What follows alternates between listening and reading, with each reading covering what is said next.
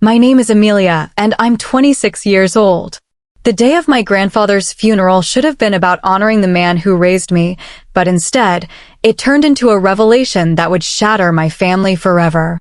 As I stood alone at his graveside, watching relatives who had ignored me for years suddenly circle like vultures, I had no idea that in less than an hour, everything would change.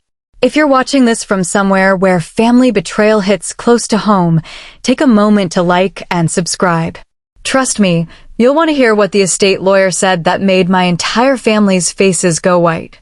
Grandpa Theodore wasn't just my grandfather. He was my father, my mother, my best friend, and my greatest teacher all rolled into one.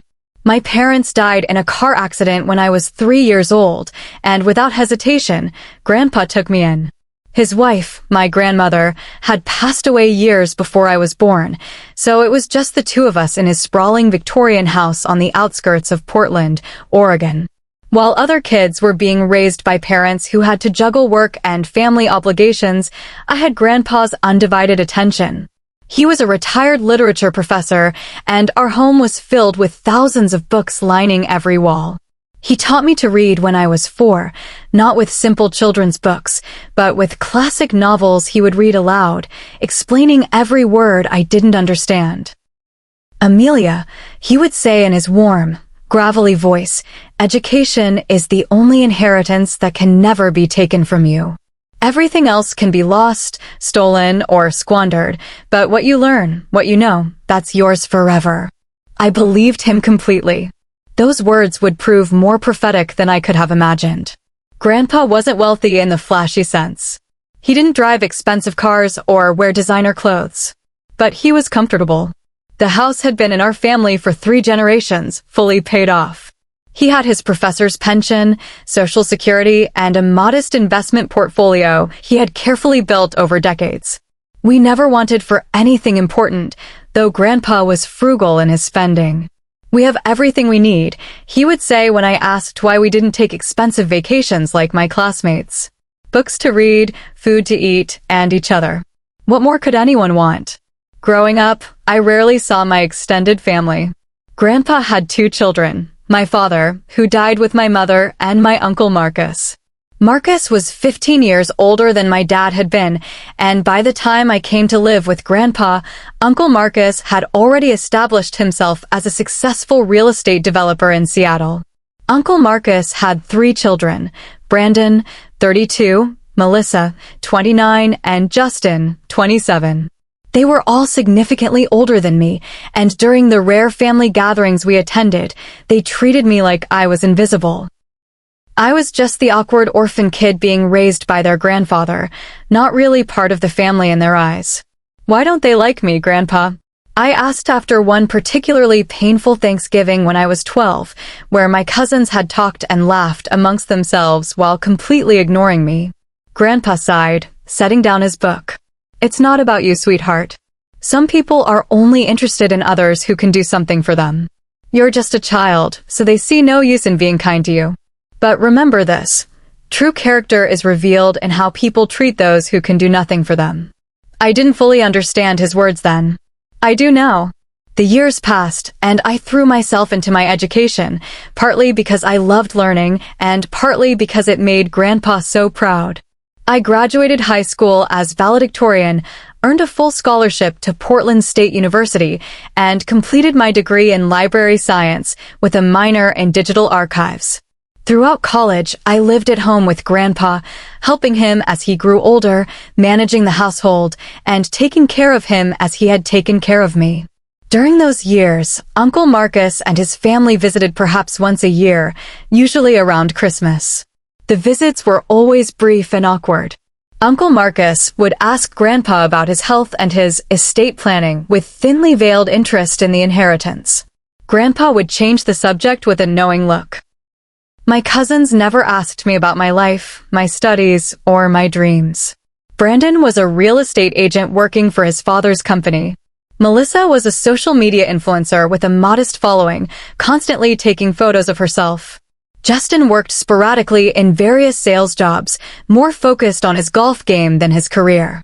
They all lived beyond their means, constantly asking Uncle Marcus for money, which he often requested from Grandpa. "Your grandfather must be worth quite a bit," Melissa said to me once during a Christmas visit when I was 24, the only time she had ever directly addressed me. "That house alone must be worth at least $2 million in today's market. Are you going to inherit it?" I was taken aback by the bluntness of her question. "I don't know," I answered honestly. "We've never talked about it." She laughed, a sound without warmth. "Right. The orphan granddaughter living rent-free for 20 years thinks she might inherit everything. That's cute." I never forgot that comment. The casual cruelty of it. The assumption that because I had been raised by Grandpa out of necessity rather than by my own parents, I was somehow less deserving of his love or consideration. 2 years ago, when I was 24, Grandpa was diagnosed with stage 4 pancreatic cancer. The doctors gave him 6 months to a year.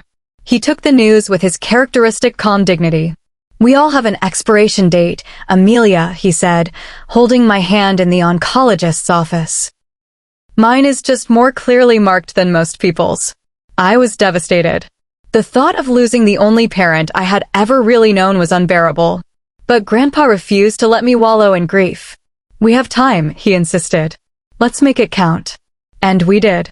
For the next 18 months, we took day trips to the coast, visited museums, and spent long evenings reading together. Grandpa insisted on getting his affairs in order, spending days closeted with his attorney, a man named Philip Whitmore, whom I had met several times over the years.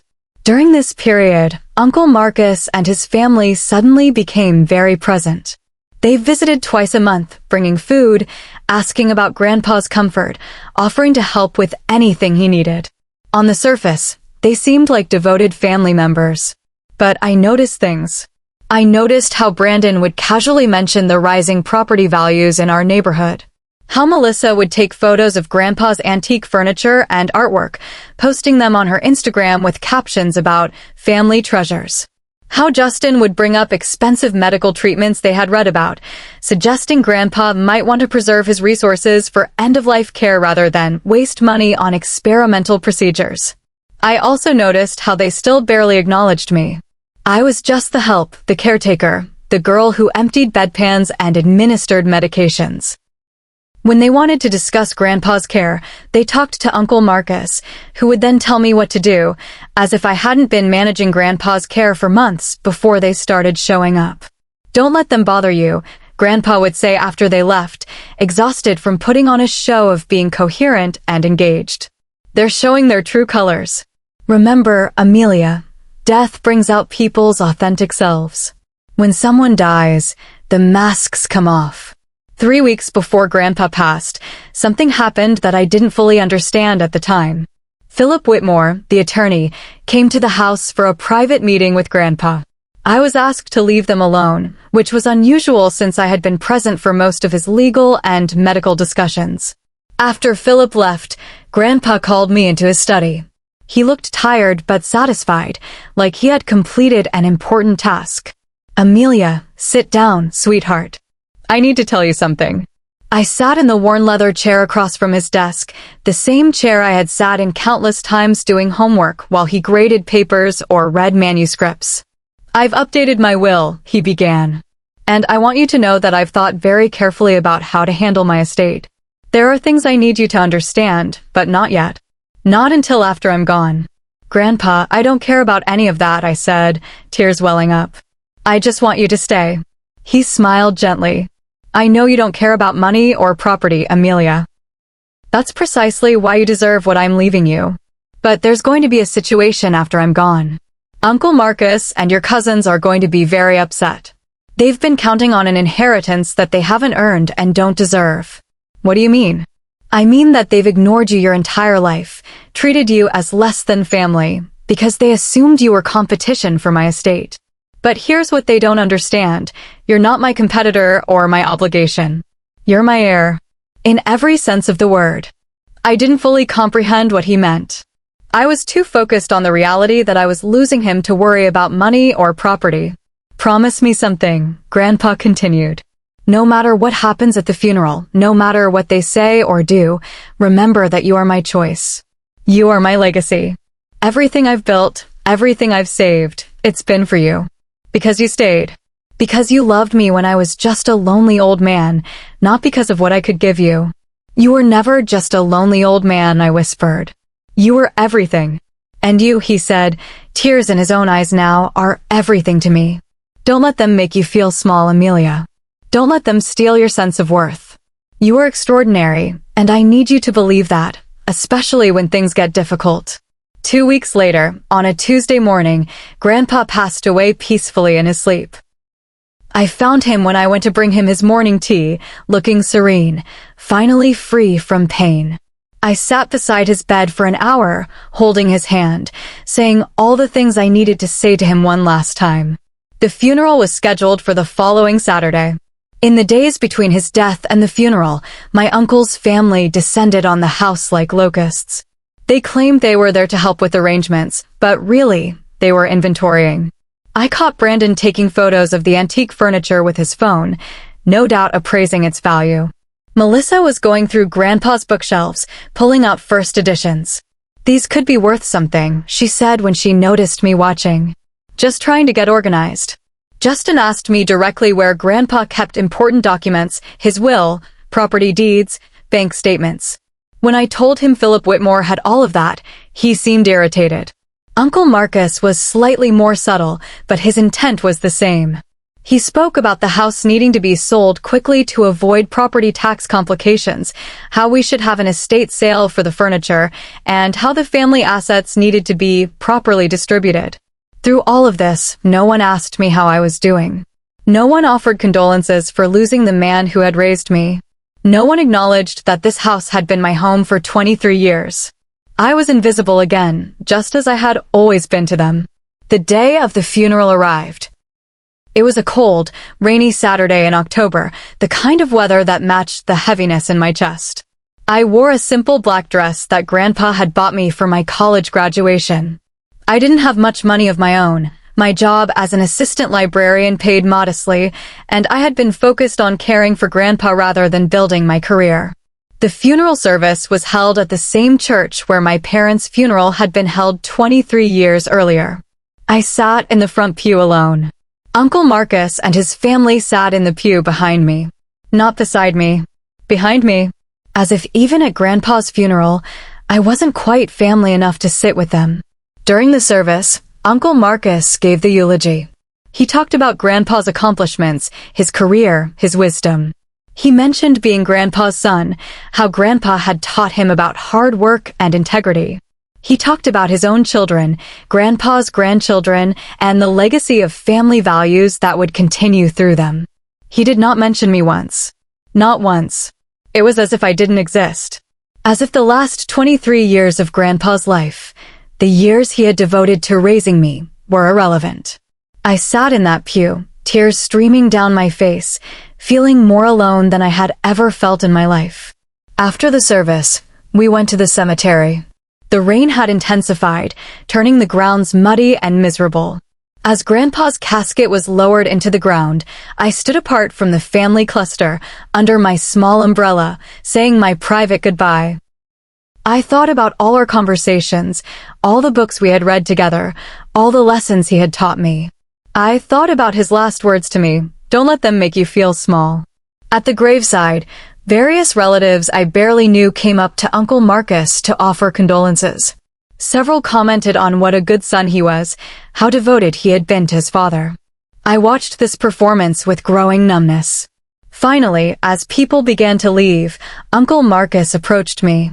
It was the first time he had directly addressed me all day. "Amelia, we need to discuss the house," he said without preamble. "Obviously, you'll need to find other living arrangements soon. The estate will need to be settled, and it's not fair to the family to have you living there rent-free while we sort everything out." I stared at him. Grandpa just died. We just buried him. And you're asking me to move out of my home. "It's not your home," Melissa interjected, suddenly appearing beside her father. "It's the family estate. You've been living there on Grandpa's charity. That's over now." "Charity," I repeated, my voice rising. "I took care of him. For 2 years, I was his full-time caretaker. And you had free room and board, Brandon added, joining his sister. Seems like a fair trade. Justin nodded in agreement. Look, we're not trying to be harsh, but let's be realistic. You're not actually a blood descendant of the family line. You're a step-grandchild, technically. The estate should go to actual family members. The casual cruelty of their words, delivered here at Grandpa's graveside, broke something inside me. But before I could respond, a voice cut through the rain. I'm glad I arrived in time to hear that fascinating legal theory. We all turned to see Philip Whitmore, Grandpa's attorney, approaching with a large black umbrella. He was a distinguished man in his 60s, with silver hair and sharp eyes that missed nothing. Philip, Uncle Marcus said, his tone immediately changing to something more deferential. Good of you to come. Theodore was a dear friend, Philip replied. I wouldn't miss saying goodbye, though I'm disturbed by what I just overheard. We were just discussing practical matters, Uncle Marcus said smoothly. The estate will need to be settled. Indeed it will, Philip agreed. Which is why I've arranged for the reading of the will to take place tomorrow at 2 p.m. at my office. All relevant parties are required to attend. Tomorrow seems soon, Brandon said. We haven't even had time to. To what? Philip asked, his tone sharp. To pressure Amelia into leaving her home? To inventory and appraise assets that don't belong to you? Yes, I thought we should move quickly. Uncle Marcus's face tightened. Philip, I don't appreciate your tone. I'm Theodore's son. I have every right to discuss family matters. Of course you do, Philip said pleasantly. And tomorrow, we'll discuss exactly what your rights are. 2 p.m. My office. Don't be late. He turned to me, his expression softening. Amelia, do you need a ride back to the house? I nodded, not trusting myself to speak. As we walked to his car, I could feel my uncle's family staring daggers at my back. In Philip's Mercedes, I finally broke down. They want me out of my house, I sobbed. They're acting like I'm nothing, like I never mattered to him at all. Philip handed me a handkerchief. Amelia, I need you to trust me. Tomorrow, everything will become clear. Your grandfather was a brilliant man, and he anticipated exactly this situation. He's taken care of you. You have nothing to worry about. But they said I'm not really family. They're wrong, Philip said firmly. Legally, morally, and in every way that matters, you are Theodore's family. His chosen family. And tomorrow, they're going to learn what that means. That night, I couldn't sleep. I walked through the house, looking at all of Grandpa's things, preparing myself for the possibility that I might lose it all. Maybe my uncle was right. Maybe I had no legal claim to anything. I was just the orphan granddaughter, not a son, not a primary heir. At 1:30 p.m. the next day, I dressed in a simple navy dress and drove to Philip Whitmore's law office in downtown Portland. The building was an elegant old structure with a marble lobby and wood-paneled elevators. Philip's firm occupied the entire 10th floor. I arrived early and was shown to a conference room. The space was intimidating, with a long mahogany table, leather chairs, and windows overlooking the city.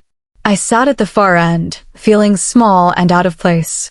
At precisely 2 p.m., Uncle Marcus arrived with Brandon, Melissa, and Justin.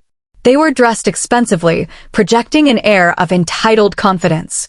They barely glanced at me as they took seats at the other end of the table. Philip entered a moment later, carrying a thick file folder and a sealed envelope. He sat at the head of the table, placing the documents in front of him with careful precision. Thank you all for coming, he began. As you know, Theodore Whitmore passed away 4 days ago. He had prepared a very specific and detailed will, which I will now read to you. I should mention that this will was updated 3 weeks before his death, and Theodore was of completely sound mind and body when he made these changes. I have medical documentation to support this, should anyone wish to challenge the will's validity. Uncle Marcus and his children exchanged satisfied glances. They clearly assumed the recent update had been made in their favor, perhaps prompted by their increased presence in Grandpa's final months. Philip cleared his throat and began to read. I, Theodore James Whitmore, being of sound mind and body, do hereby declare this to be my last will and testament. First, I wish to address my son, Marcus Whitmore. Marcus, you are my biological son, and I have loved you despite your flaws. However, I have watched you raise your children to value money over character, possessions over people. You have been a distant son at best, visiting me regularly only when my death became imminent. I leave you the sum of $50,000 and my collection of fishing equipment, which you may remember from the few times we went fishing together when you were young.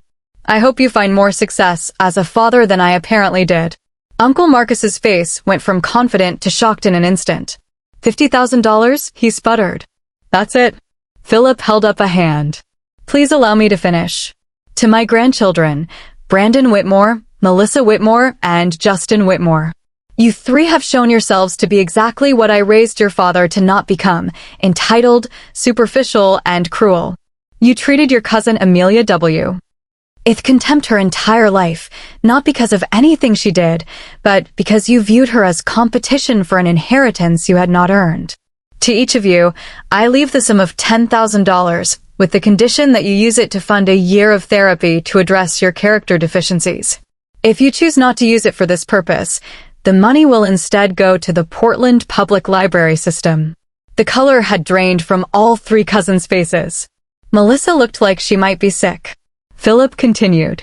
To my granddaughter, Amelia Rose Whitmore.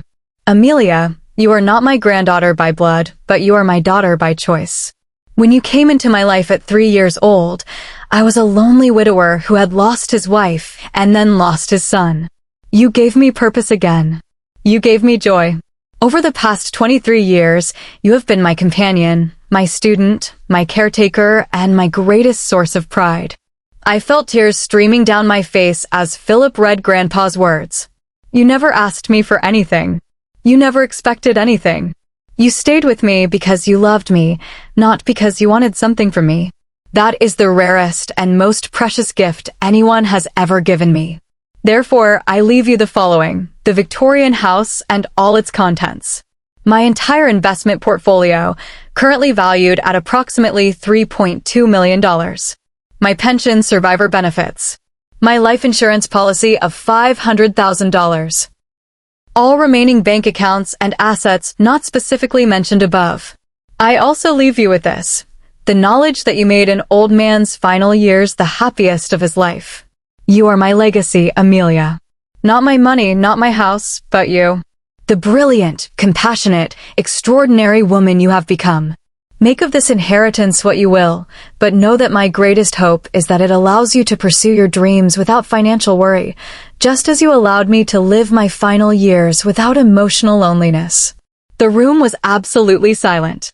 I couldn't breathe. Couldn't process what I was hearing. There's more, Philip said gently. He opened the sealed envelope. Theodore asked me to share this letter with everyone present. He began to read. To my son and his children, if you are hearing this, you are no doubt upset about my decisions. Let me be clear about why I made them. Marcus, you have called me perhaps twice a year for the past decade, unless you needed money. Your children have never once visited me without their hands out. When I was diagnosed with cancer, suddenly you all became devoted family members. But I am not a fool. I watched you take photos of my possessions. I heard you discussing property values. I saw the way you treated Amelia, invisible, unimportant, less than. You gambled on my death being your windfall. You lost that bet. Amelia, on the other hand, asked for nothing and gave everything. She put her career on hold to care for me. She sat with me during chemotherapy. She read to me when I was too weak to hold a book.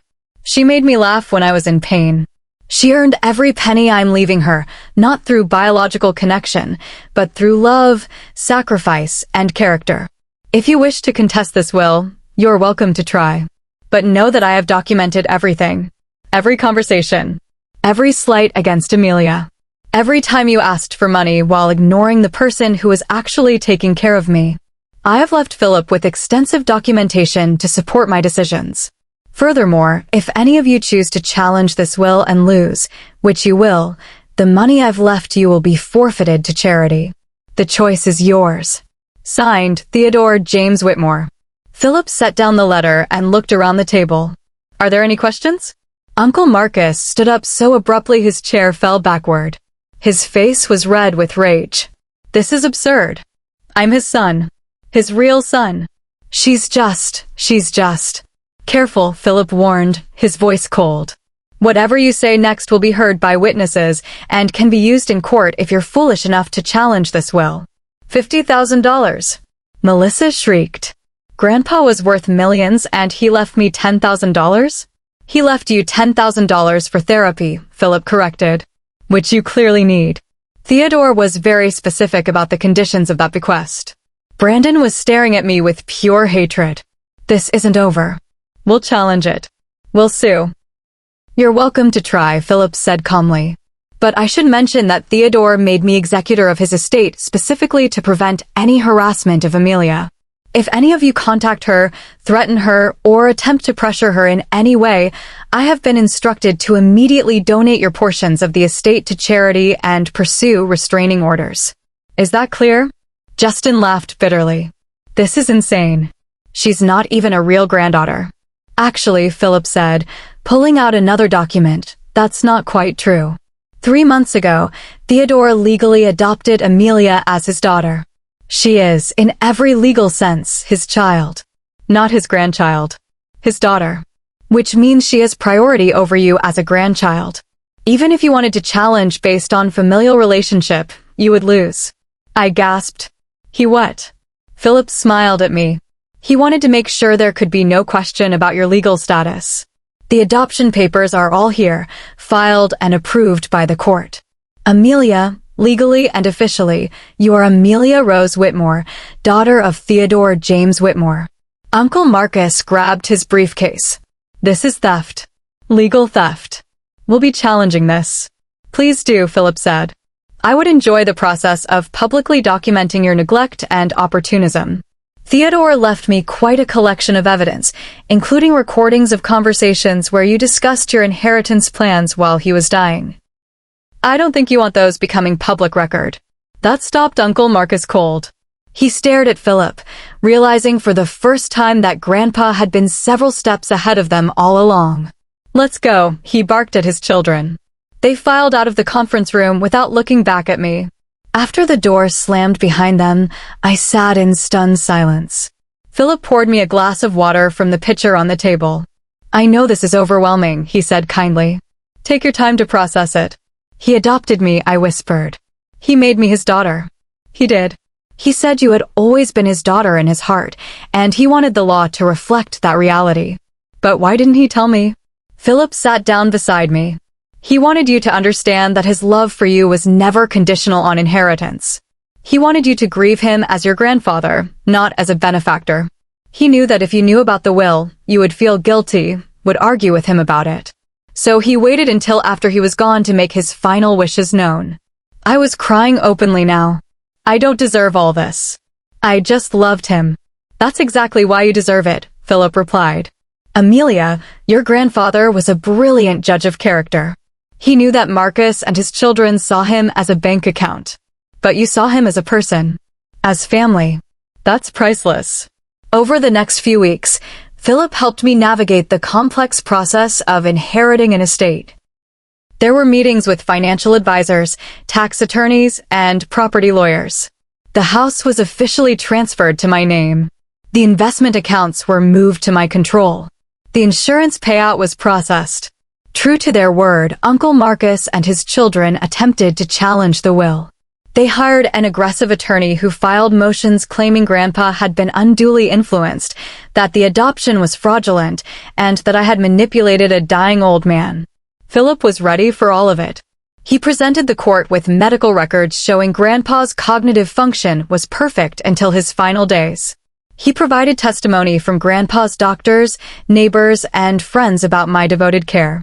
He submitted the recordings Grandpa had made of my uncle's family discussing inheritance plans while Grandpa was still alive.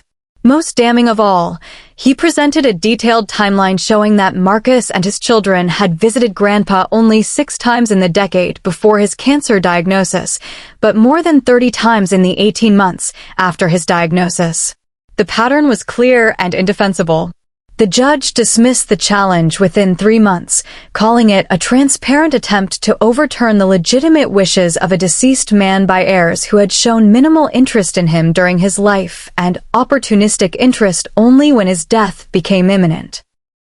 Furthermore, because they had challenged the will and lost, their bequests were forfeited to charity as Grandpa had specified. Uncle Marcus and his children received nothing. I wish I could say I felt vindicated or satisfied by this outcome. Mostly, I just felt sad. Sad that my grandfather's death had revealed such ugliness. Sad that family could be so easily corrupted by money. Sad that my cousins had lost their chance to receive even the modest inheritance they had been left because of their own greed and entitlement. But life went on.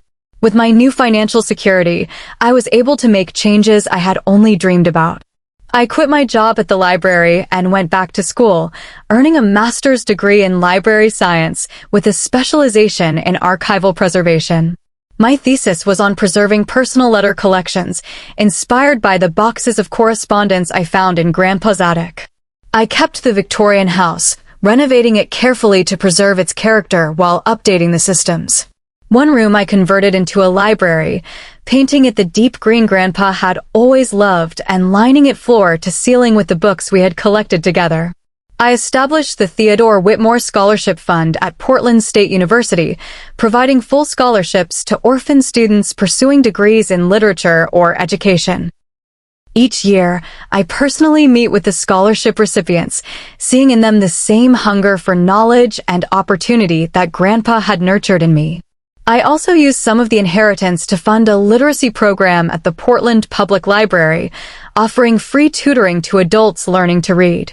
Grandpa had always believed literacy was the foundation of human dignity. I wanted to honor that belief. As for Uncle Marcus and his family, I never heard from them again after the court case ended. I heard through mutual acquaintances that Brandon's real estate career had struggled, that Melissa's influencer dreams had never materialized, and that Justin had moved to California. Uncle Marcus himself retired early, apparently diminished by the loss of his expected inheritance and the public embarrassment of the court case. I should hate them, I suppose. They treated me terribly, tried to steal my inheritance, and challenged Grandpa's last wishes. But mostly I pity them. They had the opportunity to know an extraordinary man and chose to see only dollar signs. They lost far more than money. They lost the chance to learn from someone wise, to be transformed by someone loving, to be part of something meaningful. 3 years after Grandpa's death, I met someone. His name was Daniel, and he was a history professor at Portland State.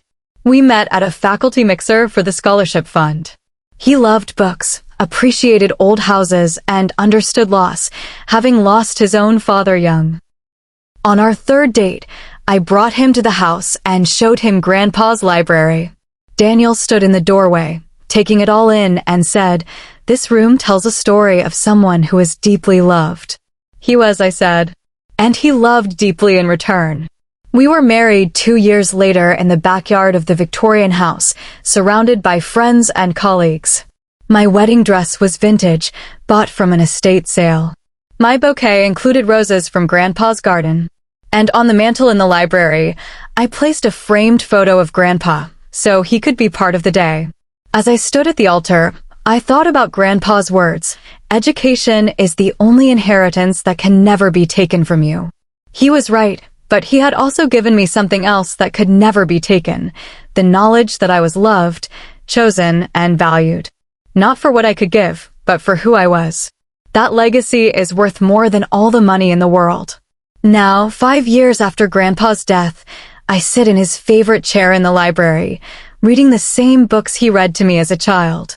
The house is filled with love and laughter. Daniel and I are talking about children, about creating a family that will honor Grandpa's memory by showing them the same unconditional love he showed me. Sometimes, I still get angry thinking about that day at the cemetery, standing in the rain while my uncle's family ignored me and discussed how quickly they could evict me from my home. But then I remember what happened next. The lawyer's voice cutting through the rain, I'm glad I arrived in time to hear that fascinating legal theory. That moment, when Philip Whitmore appeared like an avenging angel, when everything began to shift in ways my family never anticipated, that was the moment I realized Grandpa had been protecting me all along. Even in death, he was still teaching me, still caring for me, still making sure I would be okay.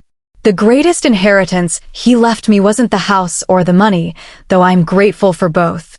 It was the lesson that real family isn't about blood or obligation. It's about showing up, about caring even when it's hard, about choosing to love someone not for what they can give you, but for who they are. If there's one thing I would share with anyone facing family betrayal or feeling invisible to those who should love them, it's this: your worth is not determined by how others treat you. The people who truly matter will see your value, will honor your sacrifices, and will make sure you know you are cherished. Grandpa saw me when no one else did. He valued me when no one else bothered. And he made sure that even after he was gone, his love would continue to protect and provide for me.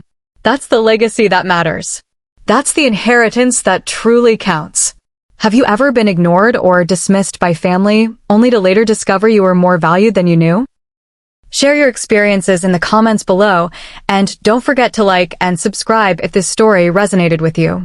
Remember, sometimes the people who see us most clearly are the ones who choose to love us, not the ones obligated to do so by blood. Thank you for listening to my story, and remember, true family is built on love, not genetics.